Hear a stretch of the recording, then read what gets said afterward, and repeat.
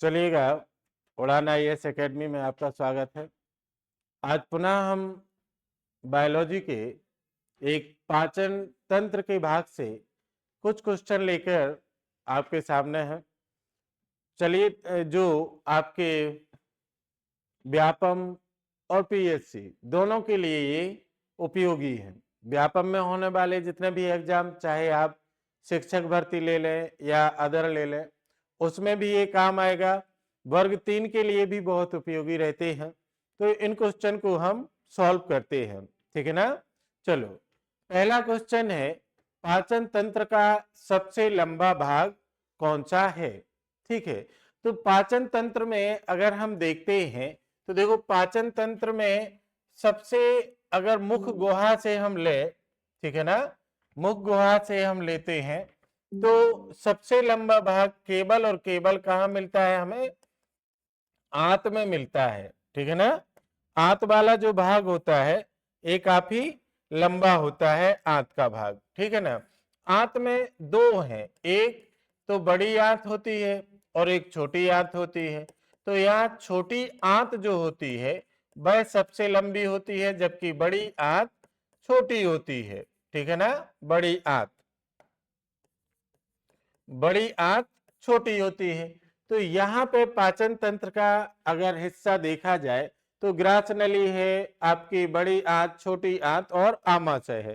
तो यहाँ सबसे ज्यादा जो क्वाइल्ड भाग होता है, मुड़ा हुआ रहता है। देखिए, यहाँ मुख गुहा से चलते हैं, अगर हम मुख गुहा से यहाँ चले, ठीक है, तो यहां से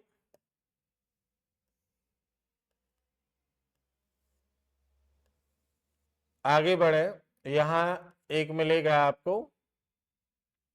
ये फेरिंग्स वाला भाग कॉमन वाला पार्ट है। इसके आगे ये मुख हो गया, ये आपका एपिग्लोटिस, और इसके पहले फेरिंग्स, एपिग्लोटिस।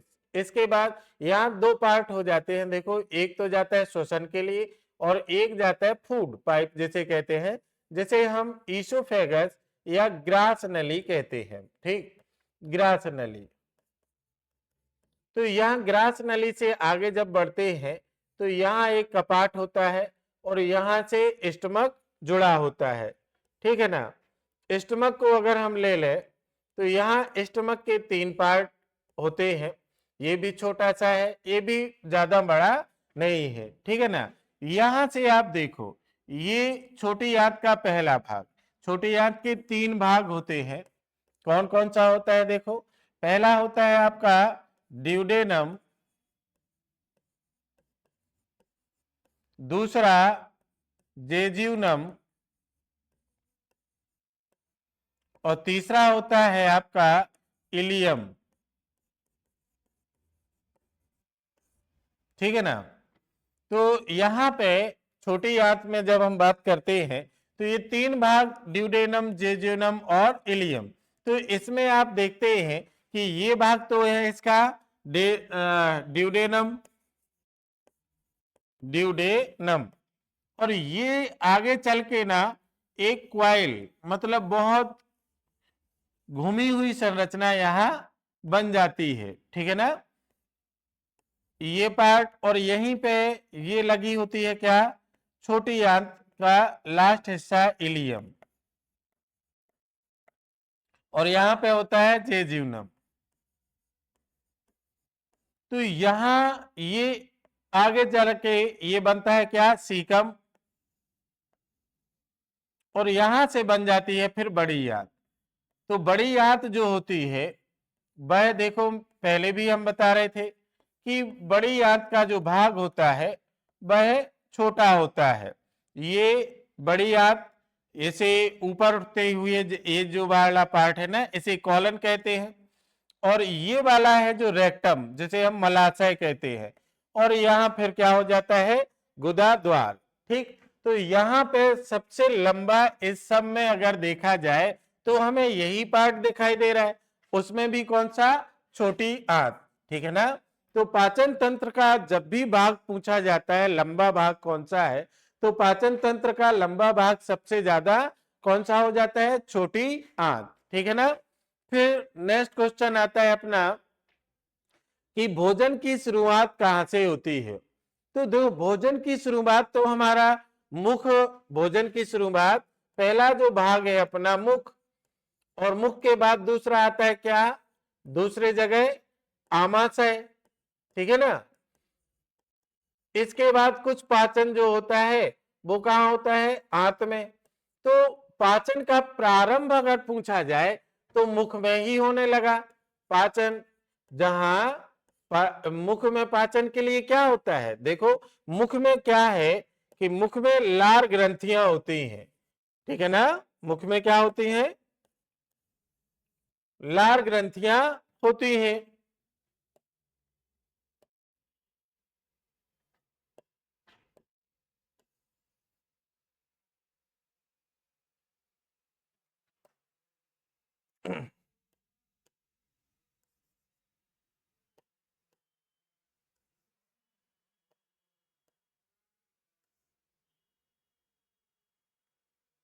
देखो यहां लिख लेते हैं, इसमें मुख में लार ग्रंथि होती है, और लार ग्रंथि 3 प्रकार की होती है, ठीक है ना।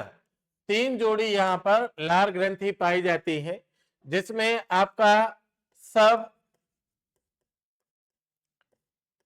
लिंगुअल, दूसरी होती है सब मैंडिबुलर, और तीसरी होती है पैरोटिड, ठीक है ना। सब लिंगुअल, सब मैंडिबुलर और सब ओ तीसरा पैरोटिड।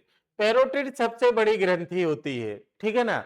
ये सब लिंगुअल, मैंडिबुलर और पैरोटिड जो होती है, इनसे आपका क्या बोलते हैं, एमाइलेज और एक और लाइपेज एंजाइम का सिक्रेशन होता है। अब लाइपेज एंजाइम जो होता है, जानते हैं कि ये क्या करने लगता है, पाचन का कार्य करने लगता है। तो हम जब मुख में भोजन को चबाते रहते हैं तो धीरे धीरे करके मीठा लगने लगता है। अब मीठा लगने का कारण क्या है, वहां पर ग्लूकोज मिलना प्रारंभ हो गया, मतलब कुछ पाचन तो आपका मुख गुहा में हो ही गया। तो हमें पाचन में या शुरुआत की बात कर रहे हैं, तो शुरुआत कहां से हो गया, मुख गुहा से, ठीक है ना। इसके बाद आगे चलते हैं, नेक्स्ट क्वेश्चन, पित्त रस का निर्माण कहां होता है। तो पित्त रस का निर्माण कहां होता है, देखो पित्त रस का निर्माण की अगर हम बात करें तो निर्माण तो होता है कहां पर, आपके लीवर में, ठीक है ना। लेकिन लीवर में एक और ऐसे गोल संरचना लगी होती है मशरूम की तरह, इसे कहते हैं पित्ताशय, ठीक। ये क्या करता है कि बनाने का काम, निर्माण का काम कौन करेगा, निर्माण का काम करेगा आपका यकृत। लेकिन निर्माण करने के बाद ये क्या करता है, इसमें गॉल ब्लैडर में या आपके पित्ताशय में इसे क्या कर देता है, स्टोर कर देता है, मतलब संग्रहित कहां कर देगा, ये पित्ताशय में, ठीक है ना। तो ये कह रहा है केवल निर्माण कहां होता है, तो निर्माण कहां होगा आपका, लीवर या यकृत में, ठीक है ना। बात क्लियर है। तीसरा क्वेश्चन यहां पर, नेक्स्ट क्वेश्चन जो आता है वो है पित्त रस कहां संग्रहित होता है।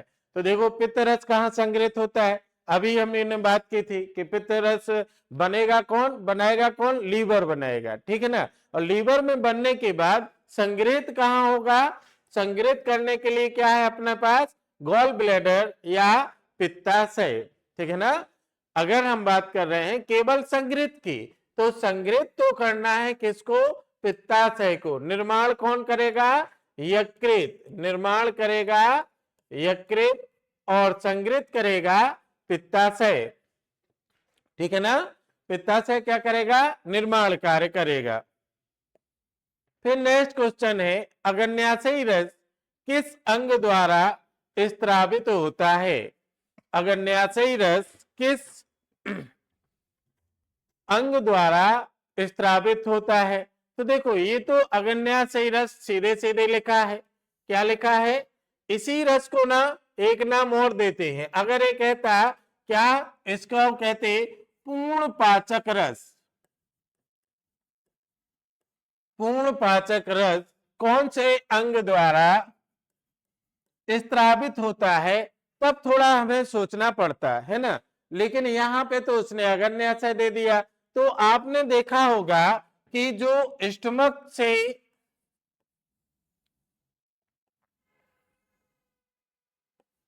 स्टमक है, यहां से छोटी आंत लगी है, यहीं पर हमने बनाया क्या,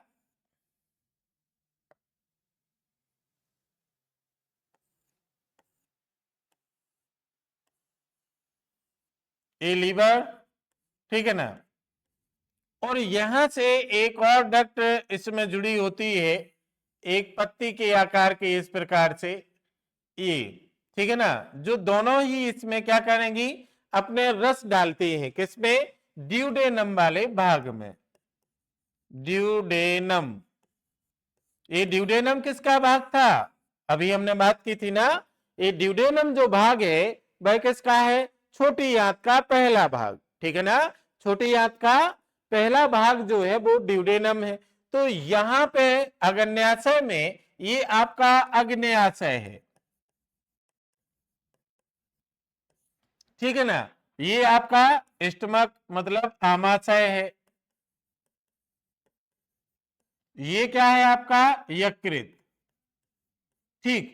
तो यहां अग्न्याशय से अग्न्याशिक रस निकलता है, इसे कहते हैं पूर्ण पाचक रस। क्या नाम देते हैं, पूर्ण पाचक रस, ठीक है। क्योंकि इसमें तीनों को पचाने के लिए, पचाना क्या क्या होता है हमारे शरीर को, देखो पचाने के लिए हमारे पास तीन हैं, या तो हम वसा पचाने की बात करेंगे, या प्रोटीन की बात करेंगे, या फिर हम तीसरा क्या पचाने की बात करेंगे, कार्बोहाइड्रेट।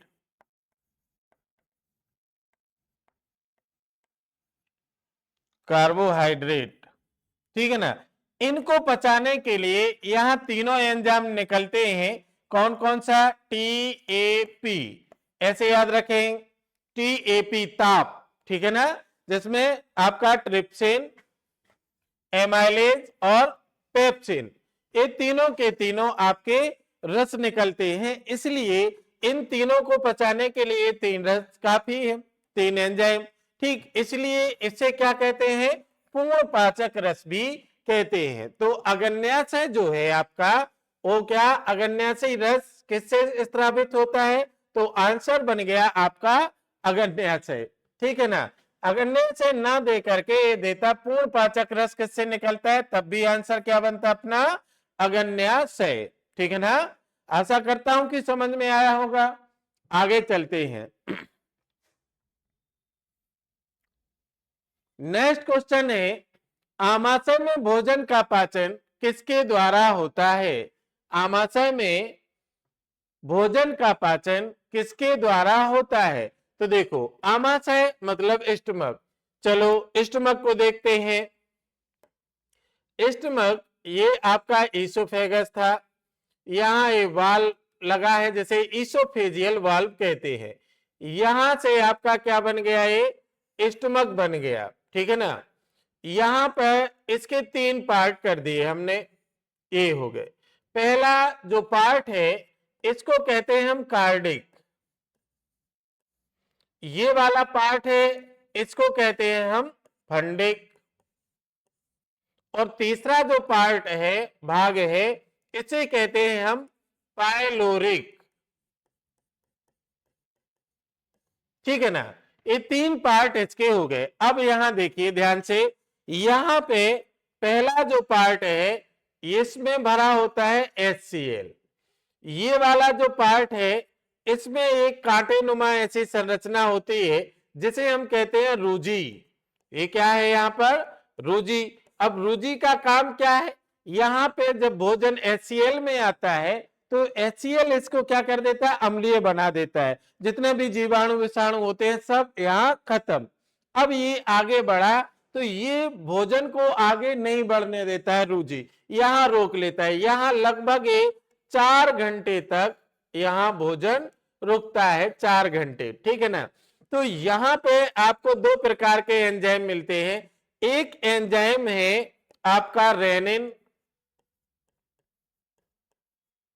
और एक एंजाइम है पेप्सिन, ठीक है। तो रेनिन और पेप्सिन ये दोनों ही यहाँ पे प्रोटीन को पचाने के लिए बने हैं। दूध से दही बनता है, वो भी रेनिन कैसीन प्रोटीन में बदलता है ना। तो ये पेप्सिन जो है प्रोटीन को पेप्टाइड में बदल के छोटे छोटे टुकड़ों में तोड़ देता है। तो यहाँ पे आप देख रहे हैं, इसके बाद धीरे से भोजन जब 4 घंटे होते हैं तब धीरे से ये कहां पहुंचना है, पाइलोरिक में, ठीक। अब पाइलोरिक में जब भोजन पहुंचता है तो ये क्या इसका नाम हो जाता है, ये भी क्वेश्चन बन जाता है कि यहाँ पे भोजन का नाम क्या होता है, तो इसे कहते हैं काइम, ठीक है ना। ये तो एक क्वेश्चन तो देखो ये कायम वाला बन गया, यहीं से बन जाता है कि इसमें एक कांटेनुमा जो संरचना होती है वह उसे क्या कहते हैं, तो क्या बन गया, रुजि बन गया। इस पार्ट में भोजन कितने घंटे रहता है, तब आपका ये हो गया 4 घंटे तक। अब यहाँ एक और क्वेश्चन बनता है कि यहाँ HCl इतना तीक्ष्ण होता है जो हमारे शरीर को भी पचा दे, क्योंकि मांस को तो पचा ही देता है, तो ये इसको क्यों नहीं पचा पाता। तो देखो यहाँ स्टमक की वॉल पर एक लेयर होती है जिसे कहते हैं म्यूकोसा। क्या कहते हैं, म्यूकोसा। तो म्यूकोसा जो होता है ये रेगुलर में म्यूकस मतलब एक चिपचिपा पदार्थ इसमें से निकालता रहता है, जिसके कारण इसकी दीवार HCl और अन्य पाचक एंजाइम से बची रहती है। तो एक तो क्वेश्चन ये भी बन गया आपका कि जो इसमें लेयर होती है उस लेयर का नाम क्या है, तो क्या हो गया, म्यूकोसा, ठीक है ना। अब बात आती है इस क्वेश्चन की कि आमाशय में भोजन का पाचन किसके द्वारा होता है, ठीक है ना। तो आमाशय में भोजन का पाचन किसके द्वारा होता है, यहाँ क्या क्या है, रेनिन और पेप्सिन होना चाहिए, पेप्सिन ये है, ठीक है ना। रेनिन नहीं है, पेप्सिन तो है, तो हम पेप्सिन को यहाँ पे टिक करेंगे, ठीक है ना। तो छठवां अपना क्वेश्चन क्लियर हो गया होगा। चलते हैं, नेक्स्ट क्वेश्चन अपना आता है कि कार्बोहाइड्रेट का पाचन, कार्बोहाइड्रेट के पाचन का अंतिम उत्पाद क्या है। मतलब ये है कि 3 चीजें हैं हमारे पास, वसा, कार्बोहाइड्रेट, प्रोटीन। इन्हीं के क्वेश्चन सबसे ज्यादा बनते हैं कि इनके अंतिम उत्पाद क्या है। तो देखो किसी भी भोजन को छोटे छोटे टुकड़ों में तोड़ करके और उसको अवशोषण के लायक बनाने का काम हमारा पाचन प्रक्रिया के माध्यम से होता है, ठीक है ना। तो यहां हम अगर बात करें कार्बोहाइड्रेट के पाचन की, तो कार्बोहाइड्रेट का अंतिम क्या होता है, ग्लूकोज, ठीक है ना। और ग्लूकोज शरीर के द्वारा क्या हो जाता है, एब्जॉर्ब हो जाता है। आपने देखा होगा कि जैसे ही ग्लूकोज मिलता है बॉडी को तो बॉडी में एनर्जी आ जाती है, क्योंकि डायरेक्ट होता है। जब हम बीमार होते हैं तो डॉक्टर भी तो क्या करता है, डॉक्टर सीधे ग्लूकोज की बोतल लेके और उसमें कुछ दवाइयां इंजेक्ट करके लगा देता है ताकि वो सीधे ब्लड में मिल जाए, हमें पाचन की जरूरी ना पड़े, ठीक है ना। तो कार्बोहाइड्रेट का अंतिम उत्पाद क्या हो गया, ग्लूकोज, ठीक है ना। चलिएगा आगे चलते हैं। नेक्स्ट क्वेश्चन है, देखो मैंने अभी बात की थी कि कार्बोहाइड्रेट पूछेगा, प्रोटीन पूछेगा और वसा पूछेगा, ये 3 ही चीजें इसमें पूछता है, ठीक है। तो देखो प्रोटीन के पाचन का अंतिम उत्पाद क्या है, तो ये क्या बन जाता है आपका, अमीनो अम्ल। अब ये भी आपका क्या हो सकता है, एब्जॉर्ब हो जाता है। तो पहला कार्बोहाइड्रेट याद रखिएगा, दूसरा प्रोटीन भी। अब हो सकता है वसा आपको मिले, तो देखो यहां पे आया वसा के पाचन में कौन सा एंजाइम अपनी मुख्य भूमिका निभाता है। इसमें पाचन की ना पूछ करके एंजाइम पूछ लिया गया, चलो कोई बात नहीं। तो वसा के लिए क्या मिल जाता है हमारे लिए बॉडी में, लाइपेज, ठीक है ना। लाइपेज के माध्यम से वसा का पाचन होता है। और यही एमाइलेज भी इसी प्रकार का एंजाइम है, ये भी क्या बोलते हैं, पचाने का कार्य करेगा, ठीक है ना। अगला क्वेश्चन है अमीबा रोग किसके कारण होता है। तो अमीबा रोग किसके कारण है, ये तो हम छोटे से पढ़ते आए हैं, ये सभी लोग लगा सकते हैं। प्रोटोजोआ, जिसे हम कहते हैं एंट अमीबा हिस्टोलिका, ठीक है ना। तो अमीबा रोग जो होता है वो प्रोटोजोआ के द्वारा होता है, ठीक है ना। जो कौन सा, उसका नाम क्या है, एंट अमीबा हिस्टोलिका। क्या नाम है, एंट अमीबा हिस्टोलिका।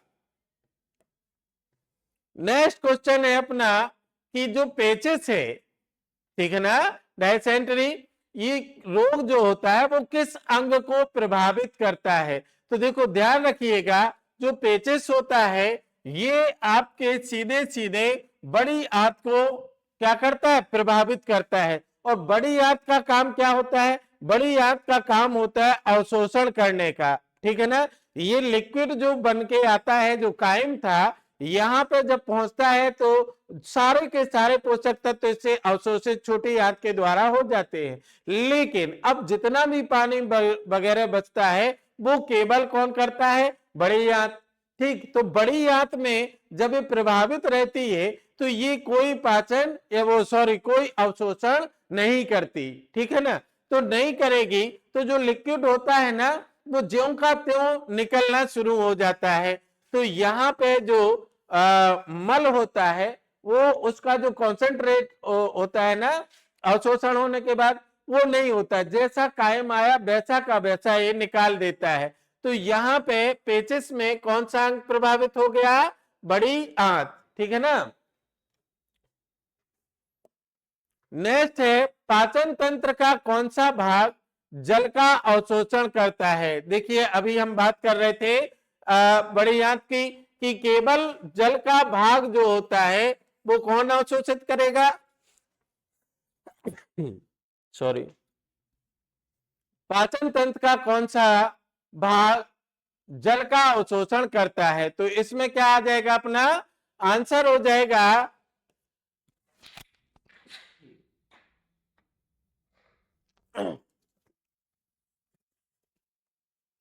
बड़ी आंत, ठीक है ना। बड़ी आंत क्या करती है, जल का अवशोषण करती है, ठीक है ना। क्लियर है ना बात, ओके। यहाँ पे ज्यादा समझाने की जरूरी है नहीं, पिछले हमने बता दिया आपको, ये ध्यान रखना है, ठीक है ना। नेक्स्ट क्वेश्चन है अपना आमाशय में अम्लीय माध्यम किसके कारण होता है। अम्लीय माध्यम, अम्लीय अम्ल, अम्ल क्या है यहाँ पर, HCl। अभी हमने बात किया था ना, यहां हमने बात किया था कि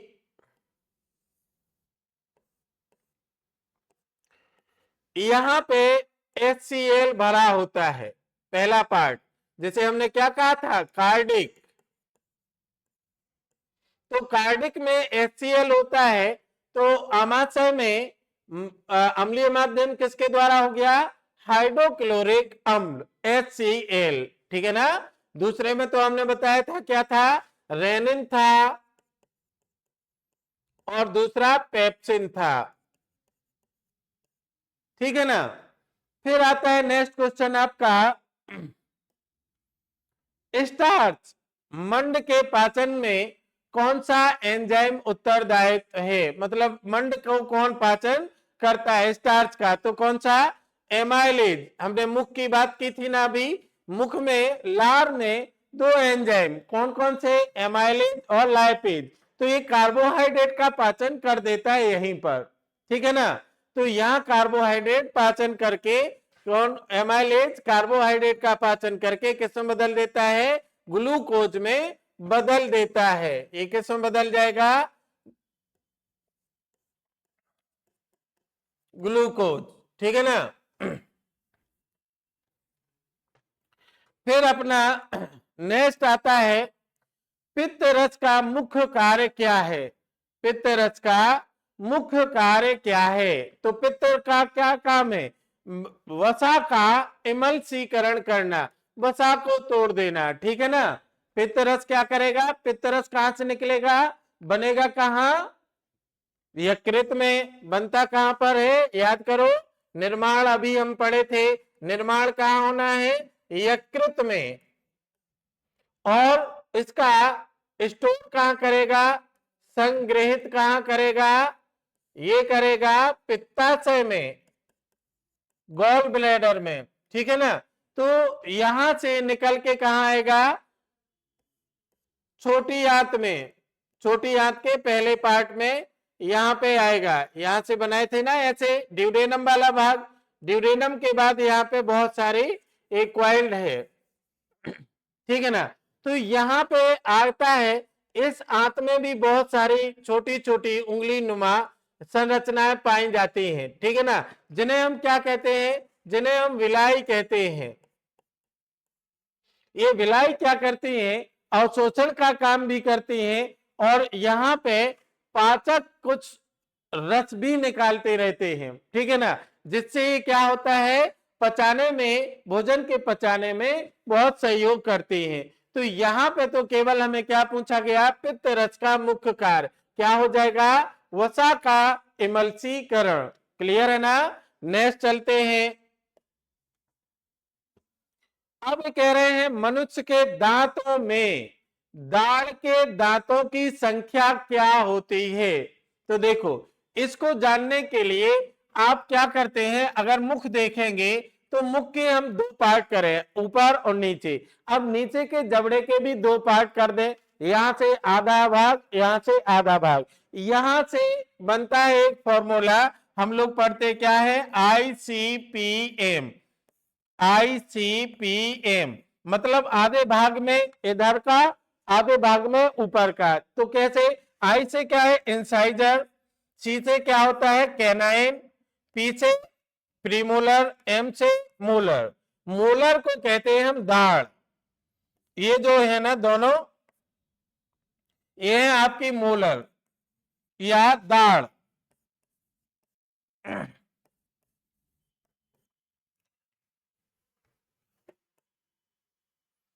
दाढ़ की संख्या, अब देखो यहाँ पे, यहाँ दो आपके इंसाइजर, ठीक है ना। इसका सूत्र देखिएगा, यहां से बनता है 2 1 2 3, एक प्रौढ़ व्यक्ति का 2 1 2 3, ठीक है ना।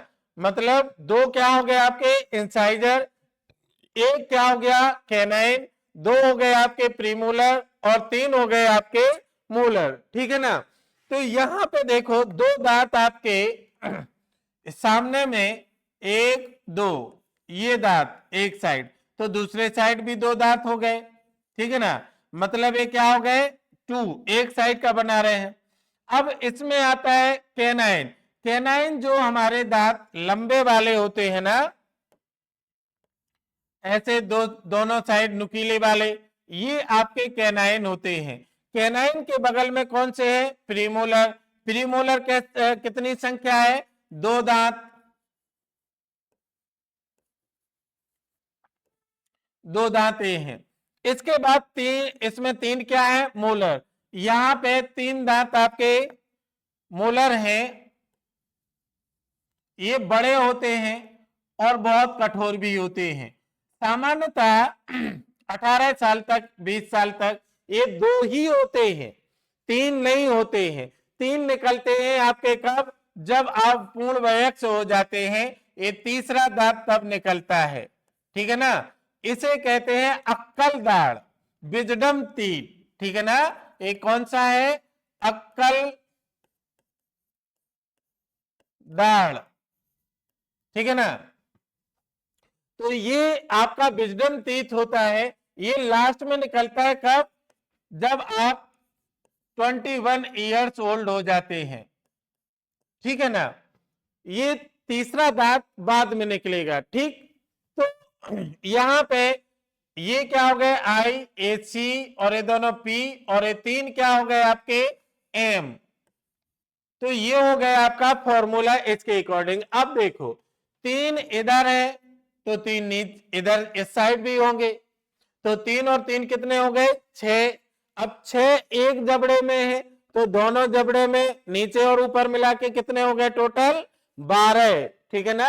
तो यहाँ पे आंसर आपका हो जाएगा 12 दांत, ठीक है ना। यहाँ एक और क्वेश्चन बनता है, देखो ये जो दो दांत है ना, ये सामने वाले, ये और एक एक साइड के ले रहे हैं ना, सामने के दांत, इन्हें हम क्या कहते हैं, नोज टीथ भी कहते हैं।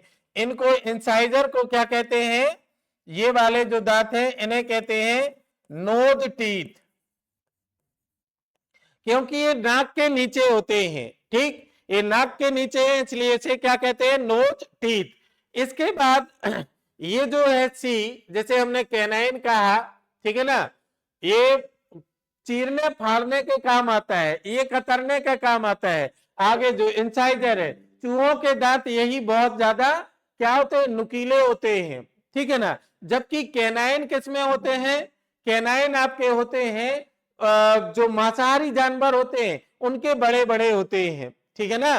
और यहां हम एक और इसमें क्वेश्चन बनता है कि हाथी के जो दांत बाहर निकले होते हैं वो कौन से दांत होते हैं, तो वो भी कौन से होते हैं, इंसाइजर, ना कि कैनाइन, ठीक है ना।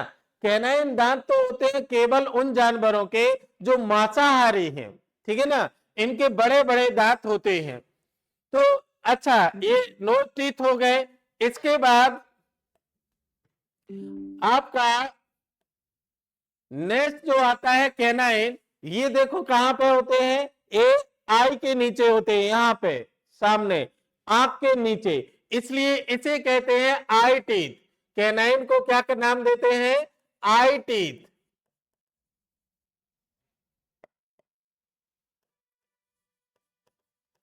ठीक है।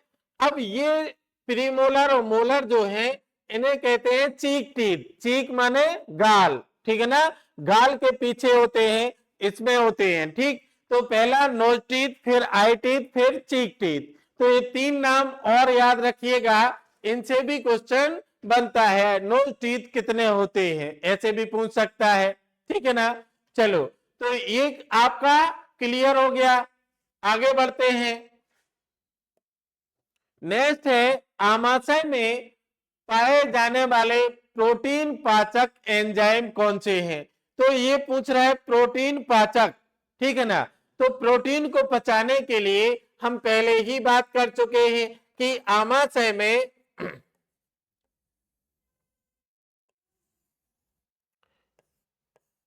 तीन भाग, जहां यहां कौन सा पाया जा रहा था, रेनिन और पेप्सिन, ठीक है ना। तो प्रोटीन को पचाने के लिए कौन सा हो गया, यहां पर ए और बी दोनों हो जाएंगे, रेनिन और पेप्सिन दोनों आपके एंजाइम यहां पाए जाते हैं। नेक्स्ट क्वेश्चन अपना आया कि पाचन तंत्र की सफाई की इकाई, सफाई इकाई, ये बहुत अभी क्वेश्चन पूछा जा रहा है, इस पे जरूर ध्यान रखें। ये कहते हैं हम लीवर को, क्योंकि लीवर जो होता है यह क्या निकालता है, बाइल जूस, है ना, वो गॉल ब्लैडर से, पित्ताशय से, पित्त रस जैसे कहते हैं, ठीक है ना। ये क्या करता है पूर्णतः, ये HCl में से जो कायम आता है, ठीक है ना, देखिएगा यहां पे जो यहां से भोजन HCl माध्यम था, अम्लीय था, यहां पे क्या है, अम्लीय माध्यम। और जब यहां से निकलता है ना, तो यहां से आपका एक ये है क्या, आपका अग्न्याशय, और यहां पे होता है क्या, यहां एक डक्ट लगी होती है,